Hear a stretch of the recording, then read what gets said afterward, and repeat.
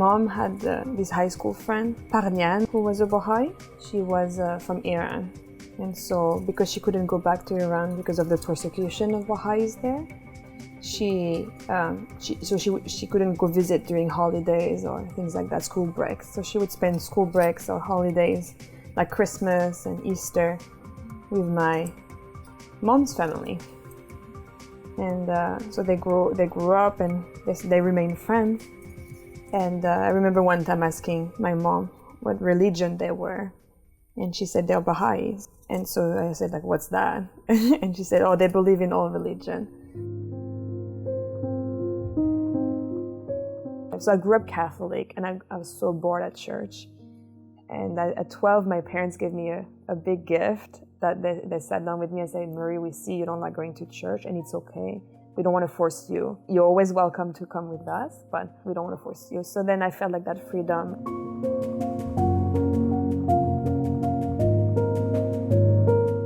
And I think like I drew far from God then, to a point where I remember saying, like, oh, when I believed in God to a friend and I stopped and I was, oh, I just said that. So I don't believe anymore in God. First year of college, I went back to Canada to visit for 2 months. My host family, so I was staying with them, my host family, and then I had my host sister there, who was the same age as me, and she was Christian. Her family was not practicing; they were atheists, and so. But she was the one that was Christian and very devoted. She would go to church every Sunday. She invited her 2 Christian friends one night. And I remember seeing them in the living room, and they were sharing about their faith and having conversations. And I remember like seeing them as like 3 bright lights. There were 3 blonde girls. And so just full of love. And there was this light coming from them that was not really from them. It came from beyond them. It left a strong impression on me. Yeah, like it's like when someone is very, I don't know, sometimes you're attracted to people, like the 3 of them together. There was something about them that was special that struck me. And so like that whole summer felt like a transition in my life, or like just becoming open again to God.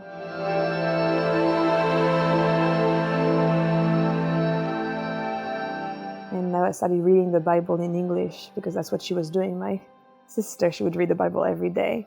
And reading it in English was an eye-opener for me, because I used to be so bored at church listening to, not really listening actually, to the stories of the Bible, and I didn't have the habit of reading in French. So I would just tune out the Bible. It wasn't speaking to me. But when I read it, I realized, oh, this word is powerful. Those words are powerful. And so, and reading it in English, it was new again. It's like reading a new book. And I remember this one night, I was reading the Bible, and I stopped and I thought, oh, but if the word of Christ, if what he says is true, if everyone really lived by those words, like really loved each other, really forgave, like Jesus told us, then our world would be wonderful. And if we are to do that, then we need to believe in God. But that's basically what I did. It's like, let's live by those words, like God, like they're true. They're really, like Jesus really came from God. And let's see what happens. And so I went back to France with that idea in mind, and started getting engaged again in youth groups, in going to church once in a while when I felt like it.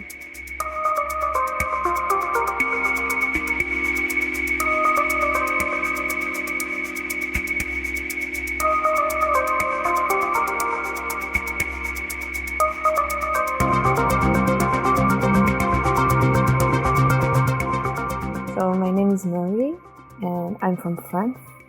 I'm 28, and I'm a mom. I have a little boy whose name is Salman, and he's almost 4 years old. And I have 3 siblings: an older sister, a younger sister, and a younger brother. My parents always value family time, and they always value being of service to others. So my dad retired not long ago, and he doesn't have any plan. That's his lifelong dream, to retire. And he's been just helping his family, helping like friends that are sick. And to me, like I think I look at that and he values that more than making a lot of money. He could have made more money had he retired later. I enjoy cooking and baking. I like to read. I like to spend time with my son and my family.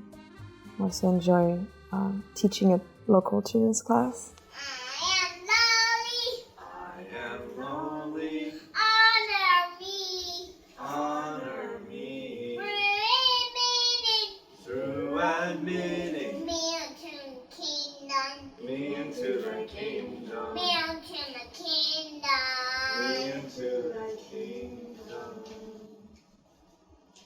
Yeah, becoming a Baha'i, it changed my whole perspective on life and educated me about the purpose of my life. And it's really about living a life of service to others and contributing to my little drop of contributing to the betterment of society. And knowing we have a framework as Baha'i we can operate in. So I think that gave me hope also. So we just restarted neighborhood children's class, and first 2 weeks there were like 3-4 kids, and now last week we were just outside and 5 other kids just joined us because they saw something was going on. Mm-hmm. And then we have a junior youth group every Friday.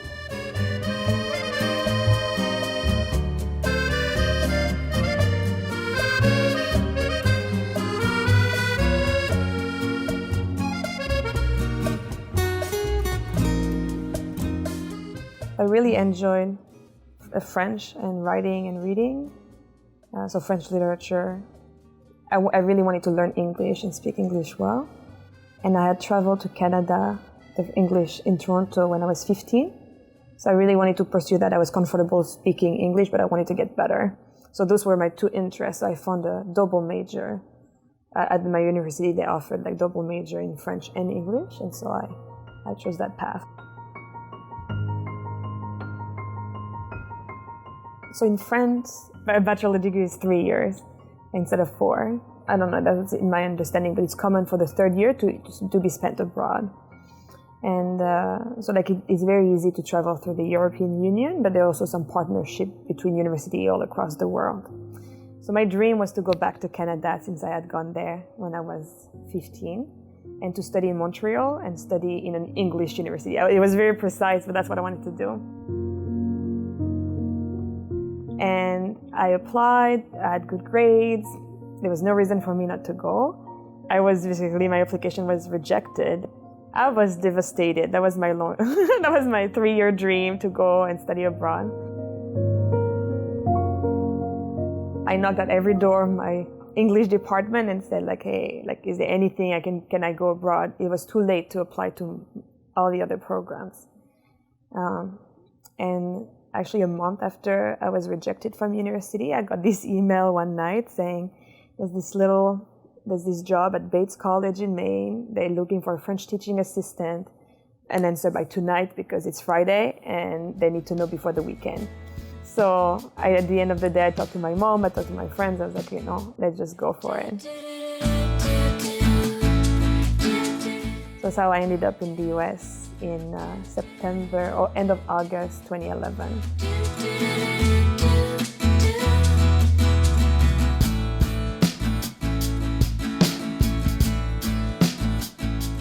And I know the first day or 2 that I arrived, I knew I was supposed to be there. It was like I was living with international students, and I love meeting new people. I love discovering new cultures. It's like, okay, that's why I'm here. I didn't know it, but that's why I'm here. And I was sitting, waiting for a shuttle to come with a Japanese friend. My husband had met him too, maybe a few days before, and he stopped by and invited him to a Baha'i gathering or info meeting or whatever. And I just heard Baha'i, and I was like, oh, I didn't know anything about it. I just knew it was a religion. So I said, oh, Baha'i? I'd like to hear more about it. I couldn't make the meeting, but a week later we met again in the street. And that's when I said like, oh, I couldn't make the meeting, but I would still like to hear more about it. So he invited me to have dinner one night in the common area. And that's when, so we met for dinner, and that's when he shared with me more about the faith, the history, the teachings, what it meant. And I remember at the time, like, it made sense to me. I didn't think I needed to embrace a new faith. That was not necessarily something I wasn't looking for a new religion, but I enjoyed learning about it and the principles. And after that, I attended firesides. It was organizing on campus and invited me to a study circle. We actually, our book one, there was 4 of us all together. It was Marie from France, a German friend, a German teaching assistant, and another friend with a Mexican background, living in Los Angeles. And so we were all in book one. We went over to Quebec City, had this big spiritual retreat where we were studying book one, brought some answer questions. I love his writings and the message of the Baha'i faith, but I was dashed to Christ because that was familiar to me. I knew the stories from when I was little. As soon as I heard of the message of the faith from that first dinner, I might have had that thought, like, oh, it makes sense. But it never really felt like I needed to make a choice. Until I realized I believe Baha'u'llah is from God. And so God cannot lie. And then I was stuck. I was like, oh, but if he can't lie, then that means I have to accept Baha'u'llah. I need to become Baha'i. And that was hard for me to because it felt like my identity as a French Catholic, growing in a French Catholic family, you imagine, it's silly, but getting married in church, or like there's all these traditions, there's Easter and Christmas that means so much to me, and I wasn't maybe at the time like, how do you make a difference between what's traditions and what's like part of like your belief in God and nurturing your soul and your spirit. I was sensing like there was something between the two of us. And so I asked him like up front, it was the two of us, like, is there something between the two of us? And I remember him saying no. That's the first word he said. He said no. And then he said other things, but when he said no, I closed my heart. I was like, okay. I'm going back to France. It's easier that way. Like, no path. Well, I didn't flat out deny it. Marie says I flat out denied it. I was trying to be very truthful and evading the question. And Marie sees it the other way. Marie thinks that I had said no, there's nothing. And me, because I knew I had feelings, but I couldn't lie about it. But I didn't want to admit them because I didn't want to interfere with her journey towards Baha'u'llah. So I was like, my first duty, I said something to the effect over and over again. Like, my first duty is to Baha'u'llah and to service, so that's that, essentially. As I understand what Marie understood, it was like, no, and then she put the thought out of her mind forever. And I think that was something I had on my mind too, like, am I attracted to him or am I attracted to Baha'u'llah? And so to me, he gave me the greatest gift when he said no, because I know for a fact, I was very sure I was not going to be here with him. I was becoming a Baha'i because I love Baha'u'llah, because I knew I was going back to France, and I knew there was nothing between the two of us.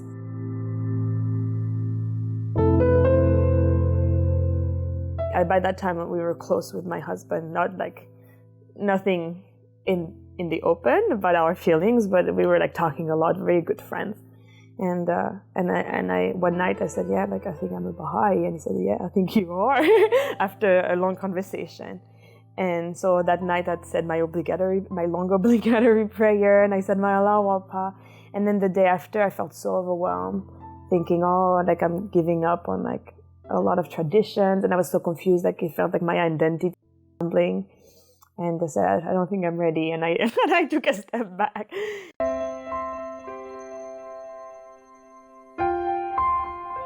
So we were in Maine, and we took a trip to Greenacre with my book one. And so we were in the bookstore at Greenacre, and I was in love with the faith. So I was looking at all the books, and I was like asking questions. And the person at the bookstore started like engaging me, and he was telling me how he used to actually study to become a priest. And I call him my spiritual midwife because for me, like coming from a Catholic background with 2 uncles that are priests and an aunt that's a nun, and my family is very practicing, like actually hearing someone who was studying the Bible to become a priest actually became a Baha'i, I think it was like, oh, it's like I'm not making a wrong choice. Like here's someone educated and who made that choice. And so we went to pray in Abdul Baha's room where Abdul Baha stayed, and I came out and I was like, okay, I'm ready. I'm a Baha'i. And from then on, it was like just learning more about the faith, but I was firm in my belief in Baha'u'llah.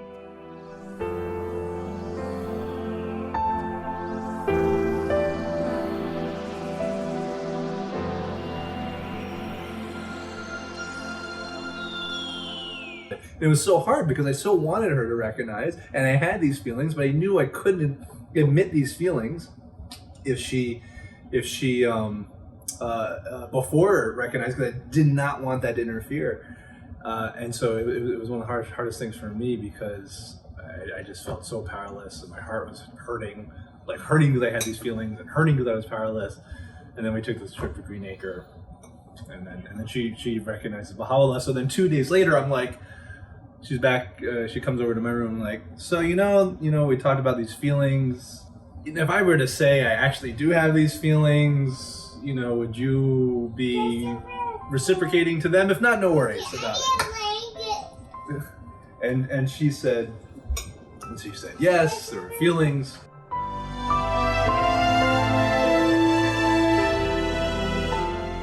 When I was really seriously thinking about becoming a Baha'i, I had this conversation on Skype with my father. So when I told them, they were okay. I could see it was like a little shock, or a little, like, did not sure how to say it, but they were not scared for me because they knew it was a true religion, so that helped.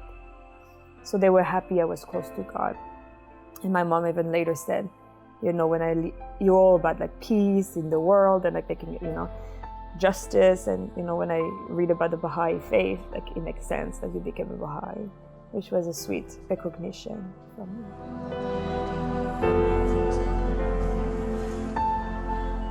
And my brother, the first question he asked, my younger brother, was, so what's the difference between Christianity and the Baha'i faith? He was the only one who actually asked questions to know more. And he's the one who became a Baha'i about a year later. So overall, I'm very blessed with the way my family reacted and accepted.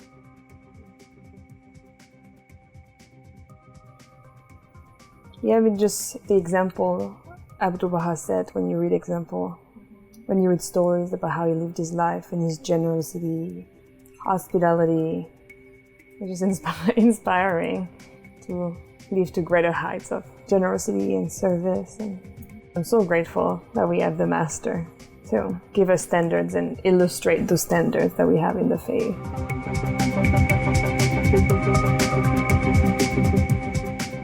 It doesn't matter what happened in the past, it's in the past. But if your heart is searching, the truth will come to you like a breeze.